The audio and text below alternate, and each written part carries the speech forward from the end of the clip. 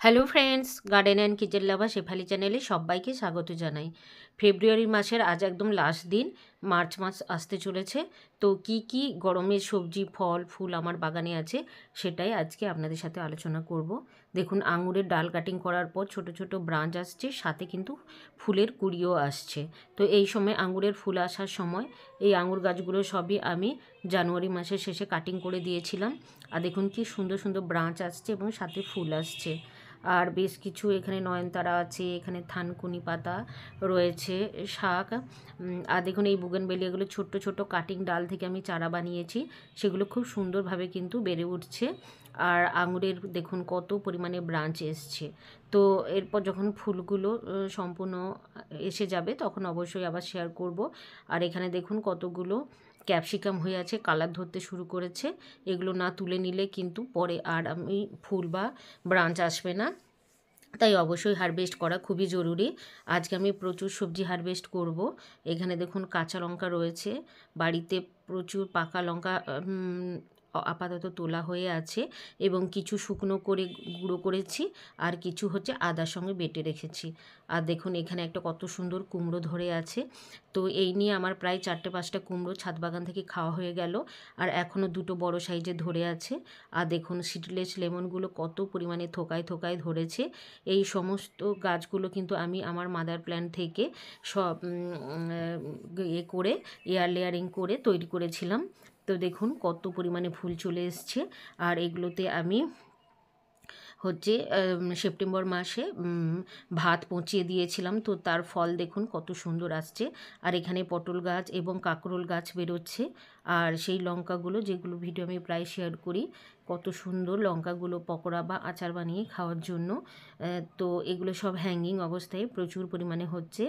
আর দেখুন থোকায় থোকায় টমেটোগুলো এইভাবে প্লাস্টিক দিয়ে বেঁধে রেখেছি, কেননা ইঁদুর আমার প্রচণ্ড নষ্ট করছে এই বছর। দেখুন এইভাবেই প্লাস্টিকের মধ্যে পেকে গেছে, এটা আমি এখান থেকে তুলে নেব। আর এইগুলো হচ্ছে আমার সেই টমারিলো গাছ, যেগুলো আসাম থেকে আমি টমেটোটা আনিয়ে বীজ করে চারা করেছি। ড্রাগন গাছ, আর এখানে দেখুন আবারও ছোট ছোট উচ্ছে ধরতে শুরু করেছে। আর যেগুলো পুরনো উচ্ছে গাছ ছিল সেখান থেকে ব্রাঞ্চ ছাড়ছে। আর এখানে পুনকা শাকগুলো কিন্তু আমি বসিয়েছিলাম, আর সাথে সাথে আমি এখানে দেখুন তরই গাছ বসিয়েছি, চারা বসিয়েছিলাম। তো শাকগুলো কত সুন্দর হয়ে যাচ্ছে, আর তরই গাছও সুন্দরভাবে গ্রোথ নিচ্ছে। আর সেই দেখুন পকোড়ার বা আচারের এগুলো হচ্ছে চিলি ক্যাপসিকাম। আর এখানেও বেশ কিছু পুনকা শাক রয়েছে, মাঝে মাঝে আমি এখানে উচ্ছে বা করলা গাছ বসিয়ে দেব। আর এখানেও আমার আদা লাগানো আছে, তার সাথে পুনকা শাক, আর রয়েছে পেঁয়াজ। আর দেখুন এই যে গাজরটাকেও কিন্তু ইঁদুর বসে বসে খেতে শুরু করেছে। তো এই মুহূর্তে আমার বাগানে গাজর রয়েছে, এখানে মূলো, আর এইগুলো আশা করছি পরে আবার মোটা হবে। আর এই ড্রাগন গাছগুলোও কিন্তু সুন্দরভাবে এখন গ্রোথ নিচ্ছে খাবার দেওয়ার পর। তো এইখানে রয়েছে আমার লাল জামরুলের গাছ। জলের অভাবে পাতাগুলো সব ঝরে গেছিলো, কিন্তু যখনই জল দিলাম তো প্রচুর ছোট ছোট পাতা আসছে, দেখা যাক ফুল কবে আসে। আর এইগুলো তো সেই হ্যাঙ্গিং লঙ্কা গাছগুলো, লঙ্কা প্রায় হারভেস্ট করা হয়ে গেছে। আর আতা গাছটাও ডাল কাটিং করার পর দেখুন ছোট ছোট ব্রাঞ্চ এবং ফুলের কুঁড়িও আসছে। আর এটা হচ্ছে আমার কালো জামের গাছ, কোকোপিটের মধ্যে আমি এখানে বসিয়েছি।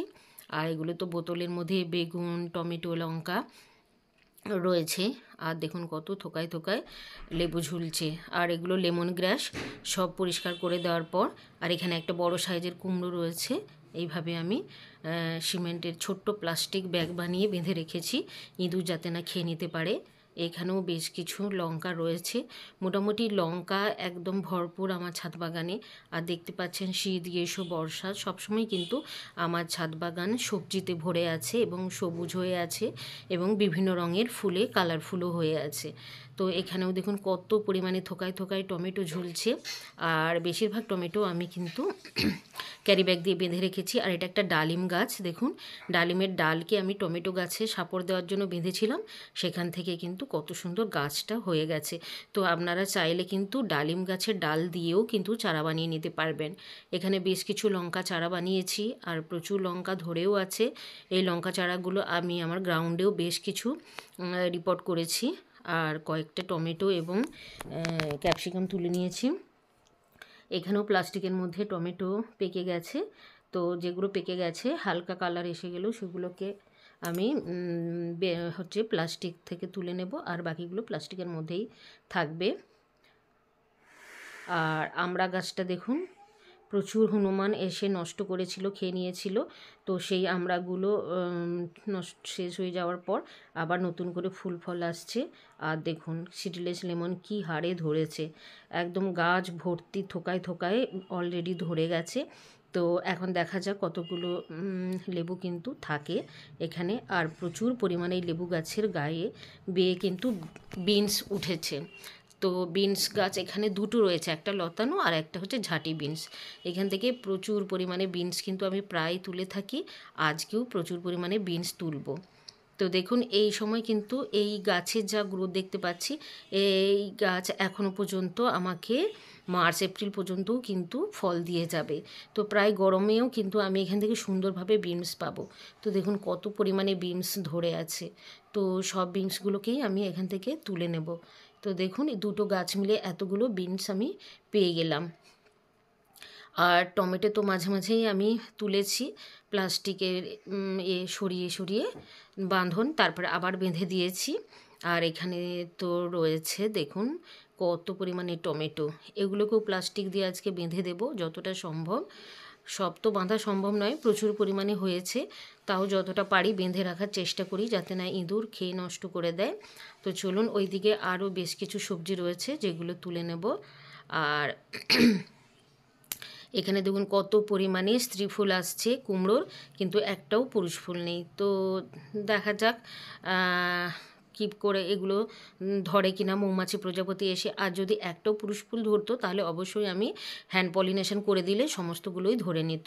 আর এখানে প্রচুর পরিমাণে গাজর গাছ রয়েছে, সাথে লঙ্কা চারা এবং ছোট ছোট এখানে তরই এবং ঝিঙেরও চারা বসানো হয়েছে। আর এখানে দেখুন হ্যাঙ্গিং বোতলের মধ্যে আরও প্রচুর পরিমাণে লঙ্কা হয়ে আছে। আর এখানে কালো প্লাস্টিকের মধ্যে একটা ডালিম রয়েছে, ওই ইঁদুরের হাত থেকেই বাঁচানোর জন্য এইভাবে করা হয়েছে। আর এখানে একটা মিষ্টি কুমড়ো গাছের পাতা দেখুন, আর ছোট ছোট জালিও এসে গেছে। আর এটা হচ্ছে আমার সাদা জামের গাছ, ফুল তো এখনও ফোটেনি, তবে মনে হচ্ছে বেশ কয়েকদিনের মধ্যেই ফুটে যাবে। এখানেও সিডলেস লেমনে দেখুন থোকায় থোকায় লেবু ধরেছে। এখানে একটা ছোট্ট বিনস গাছ দেখুন। আর এখানে রয়েছে আমার ঝিঙে চারা। তো ঝিঙে চারাগুলো আমি প্রতিস্থাপন করেছিলাম, এখানেও বেশ কিছু করেছি, পেঁয়াজের মাঝে মাঝে ঝিঙে চারাগুলো বসিয়ে দিয়েছিলাম। আর এখানে দেখুন কতগুলো কুঁদরি ধরে আছে। তো এই কুঁদরিগুলো তুলে নেব, না হলে কিন্তু এইগুলো ভেতরে লাল হয়ে যাবে। এই গ্রো ব্যাগের মধ্যে কুঁদরি গাছটা রয়েছে, গাছটা খুব সুন্দর গ্রোথ হয়েছিল, কিন্তু ইঁদুর এই গ্রো ব্যাগের মধ্যেই বাসা করেছিল, তাই অনেক শেকড় নষ্ট হয়েছে, তাই গাছটা একটু দমে গেছে। তো আশা করছি এবার ঠিক হয়ে যাবে। তো এখান থেকে কতগুলো কুঁদরিও আজকে আমি তুলে নিলাম, এই দেখুন। তারপর দেখুন কত পরিমাণে সবেদা ধরে আছে।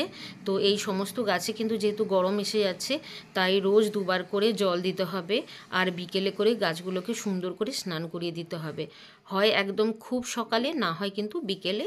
এই জামরুল সমস্ত গাছেই আমি স্নান করিয়ে দিই।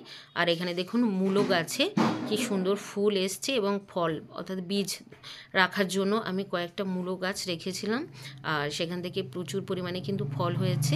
তো এই ফলগুলো থেকে আমি সমস্ত বীজ বানিয়ে রেখে দেব বর্ষার সময় মূলো শাক চাষ করার জন্য।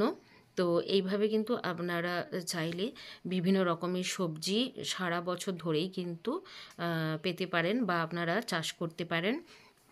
আর আঙুর গাছটাও তো খুব সুন্দরভাবে কিন্তু গ্রোথ নিচ্ছে। আর চলুন এরপর আমি সেই ছোট্ট গাছ থেকে বিনসগুলো সব তুলে নিচ্ছি। তো প্রচুর পরিমাণে বিনস হয়েছে, এইটুকু গাছ একদম বিনসগুলো দেখুন মাটির মধ্যে চলে যাচ্ছে। তো এগুলো না তুলে নিলে আবার নতুন করে কিন্তু ফুল আসবে না, তাই এগুলো কিন্তু অবশ্যই হারভেস্ট করে নেওয়া খুবই জরুরি। তাই যেগুলো একটু মোটা মোটা হয়েছে সেইগুলো দেখে আমি সমস্ত কিন্তু তুলে নিলাম। তো দেখুন কতগুলো, 3টে বিনস গাছ থেকে কতগুলো বিনস পেয়ে গেলাম। এরপর আমি চলে যাব আমার সেকেন্ড ফ্লোরে। তো ওখানেও বেশ কিছু সবজি রয়েছে, দেখুন এখানেও ক্যাপসিকামগুলো প্রায় হারভেস্ট করা হয়ে গেছে, এগুলো কালা ধরতে শুরু করছে, আবার নতুন নতুন ব্রাঞ্চ আসছে, ফুল ফল আসছে, তাই কিন্তু হারভেস্ট করে নেওয়া খুবই জরুরি। তাই একটা রেখে আর একটা আমি কিন্তু এখান থেকে তুলে নিলাম। তো অনেকগুলোই ক্যাপসিকাম আজকে তোলা হয়ে গেল, আর একটা থাক। আর এখানে দেখুন অ্যাডিনিয়াম ফুলগুলো কত সুন্দর কালারের ফুটতে শুরু করেছে। এই ডালিয়া গাছটা একটু দেরি করেই গাছটা সুস্থ হয়েছিল, কারণ মাইটস লেগে গিয়েছিল, তাই এখন এটাতে ফুল আসতে শুরু করেছে। আর এগুলো তো আমার হ্যাঙ্গিং রয়েছেই। এখানেও দেখুন প্রচুর টমেটো এখনও আছে। এগুলো আর কয়েকদিনের মধ্যেই সব হারভেস্ট করা হয়ে যাবে। আর এখানে আমি গরমের সবজি লাগিয়ে দেব। আর কত সুন্দর রং বেরঙের আমার টিকুমা, এখানে চাইনিজ গাঁদা রয়েছে, জবা, বোগেনভেলিয়া, কাটিং থেকেও চারা বানানো হচ্ছে, আর নেস্টাম শিয়াম তো প্রচুর পরিমাণেই ফুটেছে। কাঠচাপাগুলোতে দেখুন থোকায় থোকায় কিন্তু কুড়ি আসছে। তো কিছুদিন পর পুরো কাঠচাপাগুলো কিন্তু ফুলে ভরে যাবে এবং ফুলের গন্ধে পুরো ছাদটা কিন্তু মোমো করবে। আর এখানে আরও বেশ কিছুটা বরবটি গাছ বসিয়েছি, সেখানে একটা দুটো করে কিন্তু ফুল ফল আসতে শুরু করেছে। আর রয়েছে পাকচই গাছ, এখানে রয়েছে স্ট্রবেরি, এখানে বেগুন গাছ রয়েছে। এই তলাতে একটা বেগুন আছে, এটাও তুলে নেব। আর এখানে চেরি টমেটোগুলো কয়েকটা কিন্তু প্লাস্টিকের মধ্যে কালার ধরতে শুরু করেছে। অলরেডি ইঁদুর এটাকে খেয়ে ফেলেছে, তাই দেখলাম যে দেখি কালার ধরেছে কিনা। তো বেশ কয়েকটা কালার ধরেছে, এগুলোও কিন্তু এখান থেকে আজকে আমি তুলে নেব। তো এইভাবে কিন্তু হারভেস্ট চালিয়ে গেলে তবেই কিন্তু নতুন নতুনভাবে ফুল ফল আসবে। তাই কিন্তু রোজই এইভাবে আপনাদেরকে সবজিগুলো সংগ্রহ করে নিতে হবে, যদি আবার নতুন করে ফুল ফল পেতে চান। না হলে যদি গাছের মধ্যেই ফলগুলো বয়স হয়ে যায় বা পাকতে শুরু করে, তখন কিন্তু গাছগুলোরও বয়স বেড়ে যাবে, তখন নতুন করে আর ফুল ফল দেওয়ার কথা গাছ ভাববে না। তো দেখুন এইখানটায় কিন্তু বেশ কয়েকটা আছে, সেগুলোকেও আজকে আমি সমস্ত করে তুলে নিলাম। তো এই মুহূর্তে দেখতে পেলেন যে আমার ছাদ বাগানের মধ্যে কত রকমের সবজি, ফুল, ফল সমস্ত রয়েছে। তো কেমন লাগলো আমার ভিডিওটা অবশ্যই কমেন্ট করে জানাবেন এবং আমার পাশে থাকবেন। আজকের মতো টাটা।